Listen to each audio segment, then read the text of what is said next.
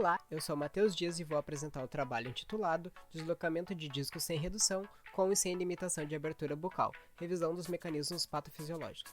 Esse trabalho teve orientação da professora Karen Chaves. Os deslocamentos de disco são as alterações mais comuns nas DTMs, que são um grande grupo de alterações que envolvem músculos mastigatórios, ATM e estruturas associadas. O deslocamento, então, é uma relação anormal do disco com as superfícies componentes da ATM, a cabeça da mandíbula e a fossa articular. Nosso objetivo, então, foi rever literatura acerca dos deslocamentos de disco, com enfoque no sem redução, com e sem restrição de abertura bucal, e rever mecanismos de patofisiologia. Também organizar um pequeno compilado com os deslocamentos mais comuns e representar cada um deles com um esquema, de forma a facilitar o entendimento.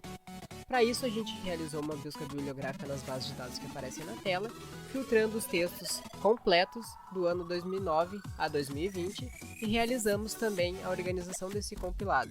A ATM é uma articulação complexa do corpo humano responsável pela união da mandíbula ao crânio. Ela tem componentes ósseos que são o osso temporal e a cabeça da mandíbula e tecido conjuntivo fibrocartilaginoso localizado entre os componentes ósseos, o disco. Ela se difere de outras articulações sinoviais que ela não possui só cartilagem e hialina recobrindo as estruturas. Aqui nós temos uma imagem onde em T temos o temporal, em D o disco e em C a cabeça da mandíbula. A ATM realiza os movimentos de abertura e fechamento da boca e para que esses movimentos possam ocorrer é necessária uma integração dos seus constituintes. O disco então é responsável pela articulação das superfícies ósseas que são incongruentes entre si e absorver impactos durante os movimentos. Ele é formado por 3 zonas distintas, uma banda anterior, uma zona intermediária e uma banda posterior, e aqui nós temos uma foto onde você pode ver as 3 zonas sinalizadas. O disco, quando em uma relação correta, deve estar em alusão ao relógio, com sua banda posterior em posição de 12 horas relacionada à cabeça da mandíbula.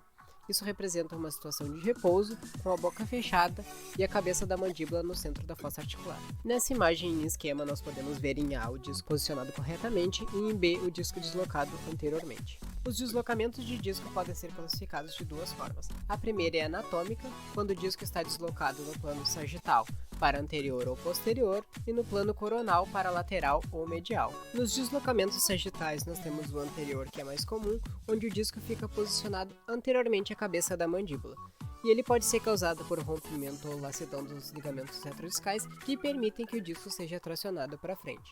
Nós temos também o posterior, que é menos comum, onde o disco fica parcial ou completamente atrás do polo mais posterior da cabeça da mandíbula e pode ser causado por trauma ou adesão do disco à fossa. No deslocamento coronal, o disco está desviado parcial ou totalmente para o polo lateral ou rotacionado para o polo medial e, portanto, em nenhum dos 2 casos ele recobre completamente a cabeça da mandíbula. A segunda forma de classificação é a funcional, que diz respeito então à recaptura ou não do disco durante o movimento de abertura bucal, e é dividida em com redução e sem redução. No deslocamento com redução, o disco encontra-se anteriorizado na posição de repouso, e quando a boca é aberta, a cabeça da mandíbula ultrapassa a banda posterior e se encaixa na zona intermediária.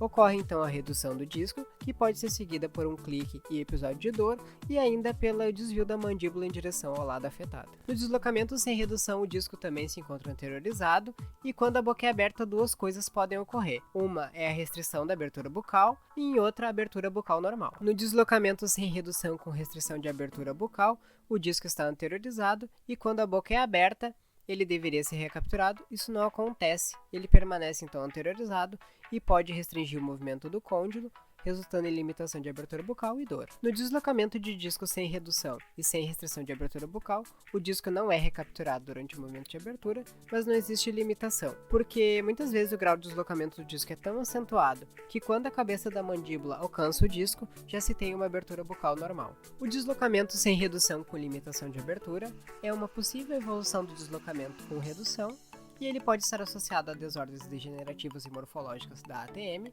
e é importante ressaltar que nesse tipo de deslocamento existe um grande impacto na qualidade de vida das pessoas, afetando atividades cotidianas, bem-estar psicossocial e prejuízo de função.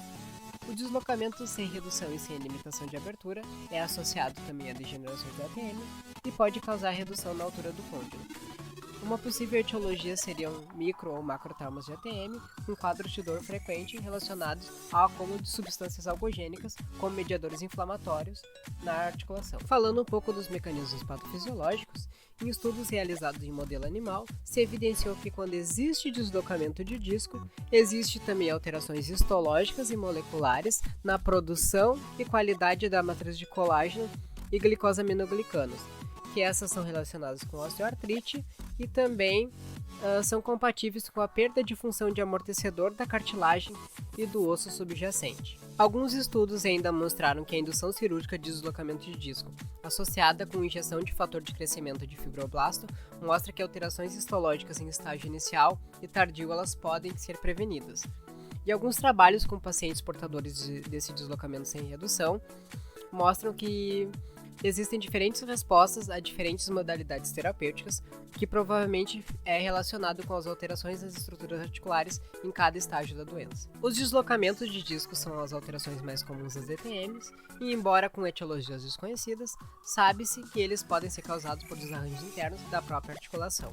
Os deslocamentos anteriores são os mais comuns, seguidos pelos laterais e mediais, e por último os posteriores.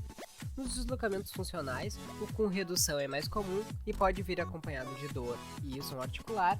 Já o deslocamento sem redução menos comum pode não haver som articular e tem um prognóstico pior, uma vez que ele pode causar restrição da abertura bucal e degenerações articulares.